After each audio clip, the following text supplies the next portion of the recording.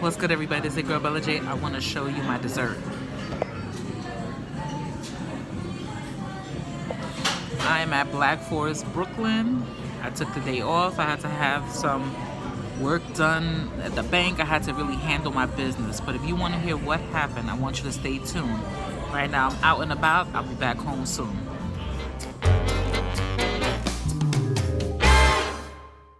Hey, everybody. This is your girl Bella J. I am back home now. And I have been going through so much.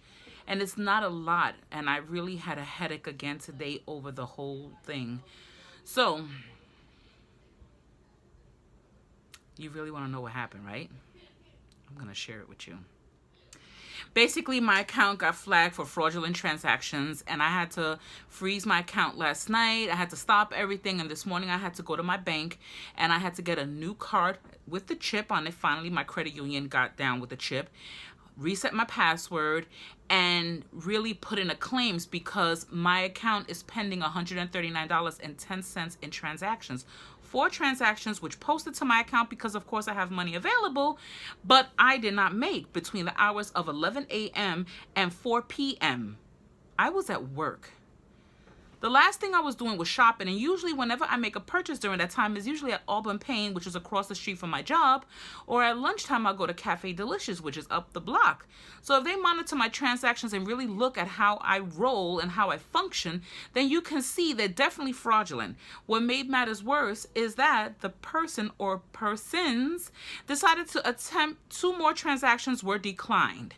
They were declined. One for over $200 at AT&T, and I forgot, maybe the other one was maybe $100. I'm not sure. But the fact of the matter still remains, you went to Pret a Manger's, $8.14.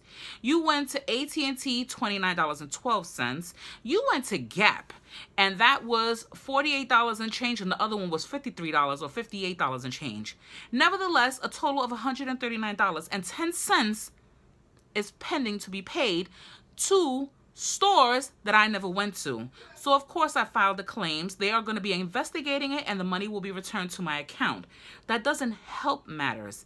The fact of the matter is the guy told me how it happened. The supervisor at my branch told me how this could have happened. It was noted on the news that at a Dwayne Reed, not sure which one, somebody put that swish device or some piece into the machine, and people are swiping as if it's nothing. So that really irks my nerves. They can put it at an ATM. They could have put it anywhere. So the supervisor was telling me, you got to check the machine to make sure it's not shaky, that there's no extra added piece, because it looks just like the machine itself, but it's not. It's an added piece. And it could be at an ATM. Also, when you go to ATM, I was told that to cover your card when you're putting it in the machine, because there can be a camera right next to it looking at it, eyeing it, and watching your hand movements to get your PIN. So that makes matters worse. They can take a picture of the card and watch you use your PIN. You're doing it out in the open. The truth of the matter is, I don't know where this happened or how they got a hold of my card, but this happened recently, and that's a problem. So I am not happy, and I'm really, really peed off.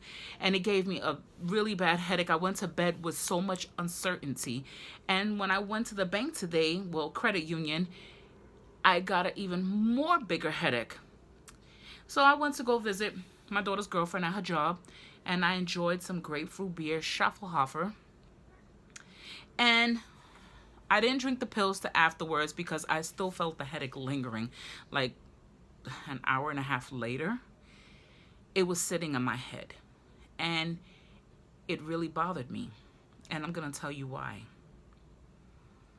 Here it is. I'm trying to change my life, trying to change the path, trying to really be accountable finally after all of these years. And I want to fix my credit, which I am, but I'm also monitoring my spending and really being accountable for the crap that I spend. So much so I made a spreadsheet. And I knew how much I had left in my account. I had just about, once I went to Rite Aid yesterday, I knew I was going to have just about under maybe $190 in my account. They left me with $55. Even if I didn't make the purchase at Dwayne Reed, at a Walgreens, rather, Rite Aid, I would have had over $200. That's not the point.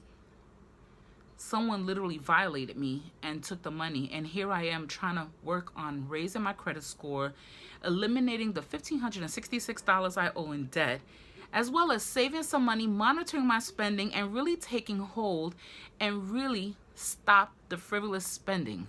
Cut my expenses down dramatically.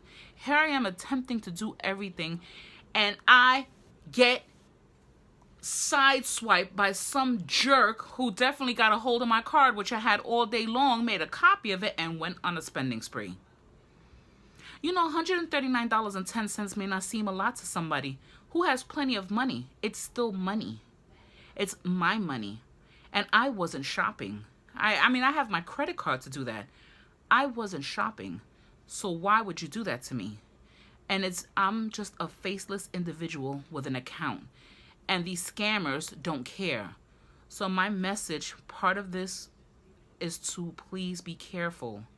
Before you put your card in any ATM, check it to see if anything could be removed. If it's jiggly, the supervisor says do not use it. Excuse me. Sharon V, the Bronx Knitter, she said, that's why you should not constantly use your debit card to make silly spending.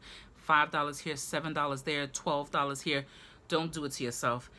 Set yourself up with an allowance. Take out $50 for the week, and that's all you can do. Whatever you do to spend, excuse me, however it is that you're spending your money, don't use your card. Keep it in your pocket in a safe place close to you. Don't give anyone access to your card, and just use cash instead. Right now, this set me back in the sense, even though I'm going to get my money, it still set me back. It set me back, and it just made me feel so defeated. This one incident, but this is not the first time, and I got really annoyed because it happened before an attempt and everything was stopped. This time, the transactions went through.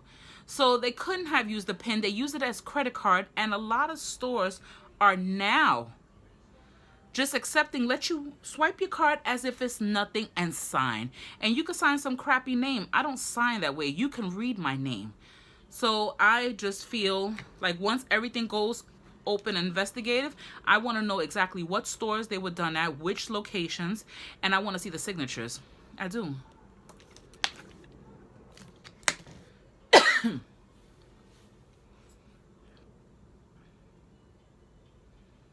It just annoyed me. But now, before we end this, I can get some better news. The 10-minute challenge will begin April 1st. Now, I know that is Easter Sunday and everybody will be busy, but guess what, ladies and gentlemen? Whoever has free time and who would ever like to join me, it'll begin April 1st for 30 days. That will be my 30-day challenge beginning then. Also, Sunday morning chit chat will take a hold due to this 30-day challenge, which is a sewing challenge that I'm creating. It's a anything goes, and I don't want no one to feel that they can't do this. If you haven't seen how to sew a seam, like fixing a hole, you use the same process when you're doing a seam. So I want you to click onto the link in this video and watch it. I show how to sew a seam 2 different ways, which is easy. Now, on April 1st, we're going to start the process of using whatever you have. It can be old t-shirts. It can be old business shirts. It could be anything that you really are not using. We wanted to keep it simple and nothing too difficult. I'm going to teach you how to cut, how to just measure out. You use a regular ruler. It is not that serious. And if you can get a hand on some tailor's chalk, it would be great.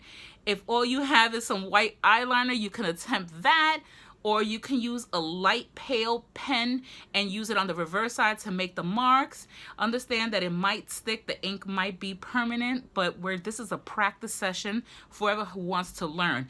This for me is an anything goes because I have so much to utilize. And I mean, seriously, ladies and gentlemen, this has to continue. So I really need to add to this and literally finish this up. So 30 days, 10 minutes. These I already have pieces. So I'm gonna be making fresh pieces, and then we're gonna stick it all together. But for this challenge, we're gonna do 10 minutes a day for 30 days, and let's see how big we can get it. 10 minutes, I know it's only 10 minutes, but it's my challenge. 10 minutes, and I cannot work on it any other time except on video live with you. Although it won't be live, it'll be recorded. You know what I'm saying. So you can use sheets. You can use old sheets, cotton sheets that you don't utilize no more because they have a stain. You're going to cut right off that stain and use the rest of it. It is that simple. And we're going to work on it together. We're going to use my sewing machine.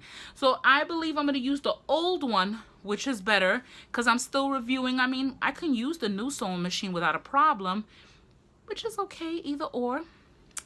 But we're going to get ourselves together, and that's going to be prep days. So if you already have a sewing machine, I suggest that you already wind your bobbins, get them ready, get your threads ready, get your extra needles, whatever it is you need, and get your tools ready. And this is going to be such a simple project. Even if you don't have those extra things, we're going to work it out. All right? I got this. You got this. We got this. Okay? With that being said, thank you so much for watching. And have you been a victim of fraud and from some scammers and some crap? And how did you feel? And how did you manage? And has it happened more than once? And I don't know. $139.10. As if I have money to give away. Really?